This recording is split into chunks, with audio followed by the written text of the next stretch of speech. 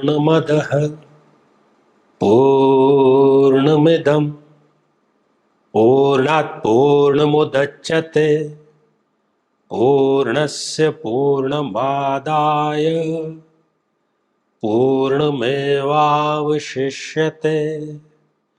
ॐ शान्तिः शान्तिः शान्तिः।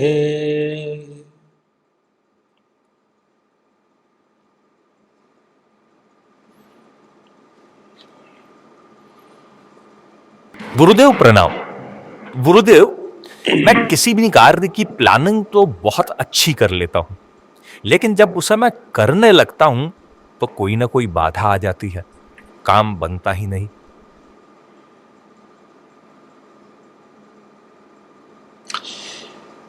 देखिए, मैं समझता हूं कि दुनिया के 99.9% लोग ये गलती करते हैं।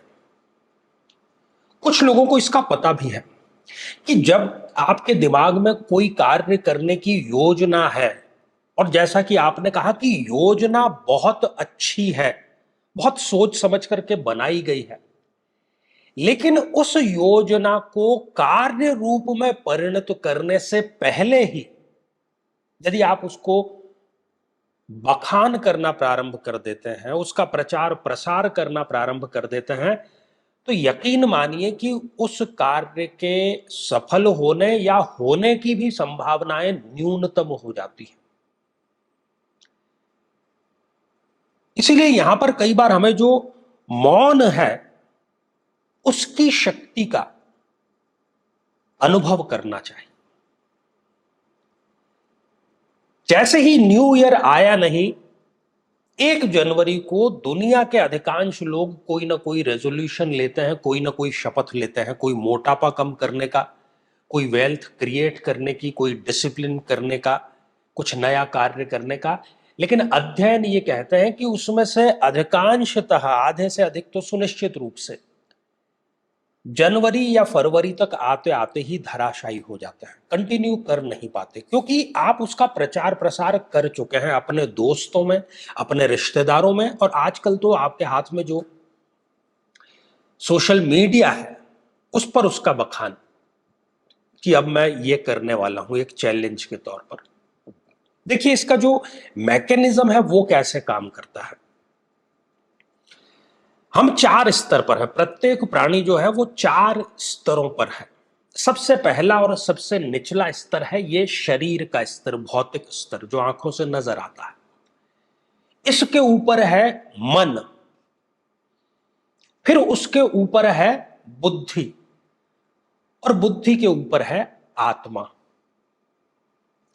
तो हम शुरुआत किससे कर रहे हैं? हम शुरुआत कर रहे हैं भौतिक स्तर से। हम कार्य की शुरुआत कर रहे हैं बोलने से, मैं ऐसा ऐसा ये कर लूंगा। हमने अभी अपने मन पर काम नहीं किया, हमने अपनी अभी बुद्धि पर काम नहीं किया, और आत्मा पर तो काम करना पॉसिबल ही नहीं है ज्यादातर लोगों के लिए।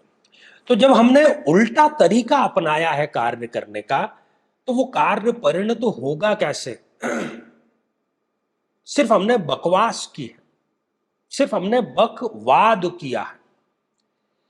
यदि आपको कोई भी कार्य करना है, और कार्य करने के लिए नहीं करना है, कार्य यदि आपको सुनिश्चित रूप से सफल होने के लिए करना है, तो आपको रिवर्स तरीके से करना पड़ेगा। है भले ही वो रिवर्स, लेकिन सही तरीका वही है। आपको उसकी शुरुआत आत्मा से करनी पड़ेगी, भावना से करनी पड़ेगी।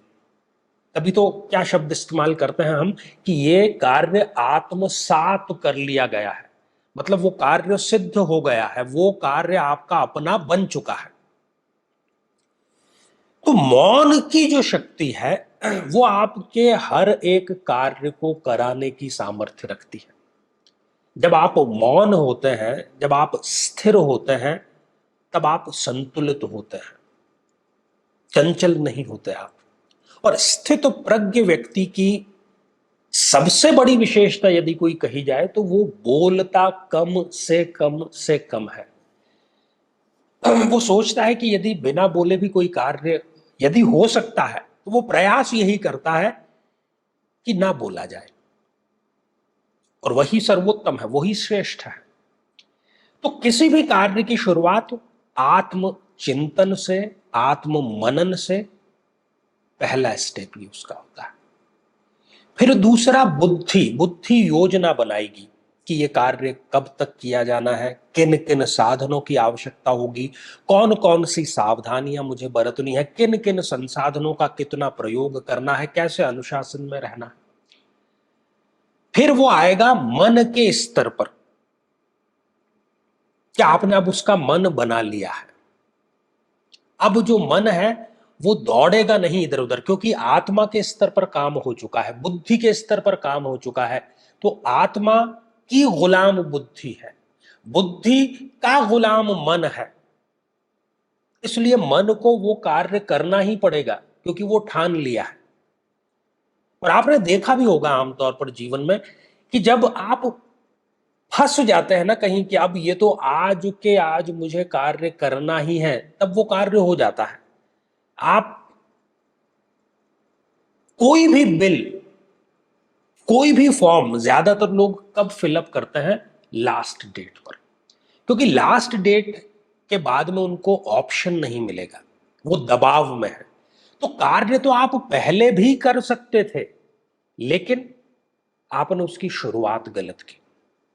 इसलिए सही तरीका यह है कि भावना के स्तर पर, आत्मा के स्तर पर शुरुआत की जाए, और जिससे आवश्यकता है, जिससे उस कार्य में मदद लेनी है, उसको जरूरी है बताना ही पड़ेगा, उसको बिना बताए तो कार्य हो नहीं सकता।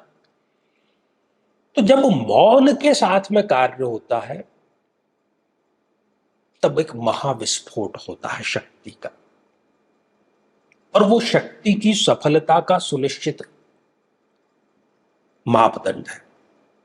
और जिस कार्य की शुरुआत बोलने से होगी, कार्य के लिए अभी किया कुछ भी नहीं है, बस उसके बारे में हमारे पास में सारे तर्क वितर्क है, मैं ऐसे ऐसे ये करके ये कर लूंगा, नहीं हो पाएगा। मैं चाहता हूं आप इसको स्वयं आजमाएं तो आपको पता लगेगा। और दूसरा एक और इसका व्यावहारिक पक्ष भी है, हम ये नहीं जानते कि कौन हमारा हितैषी है, कौन हमारे विद्वेषी है।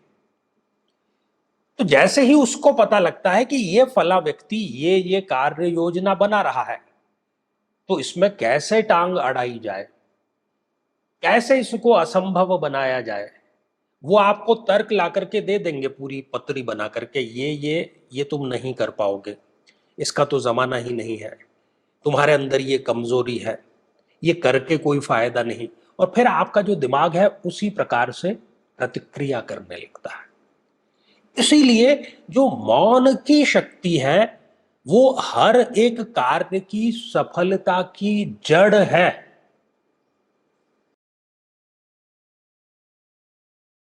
84 लाख योनियों में भटकने के बाद कहीं जाकर ये मानव शरीर मिला है, और जिसे हम भोग, वासनाओं और विलास में व्यर्थ दमा रहे हैं, जिसका सुनिश्चित परिणाम दुख और पछतावा है ही।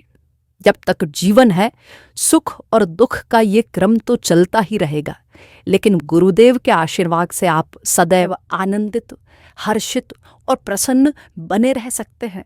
ये एक पुनर्जीवन के समान है। परम पूज्य गुरुदेव आचार्य चंद्रकांत जी से गुरु दीक्षा प्राप्त कर अपने जीवन को सार्थक बनाएं, ताकि आपको अलौकिक, पारलौकिक और सांसारिक सभी सुखों की प्राप्ति हो सके।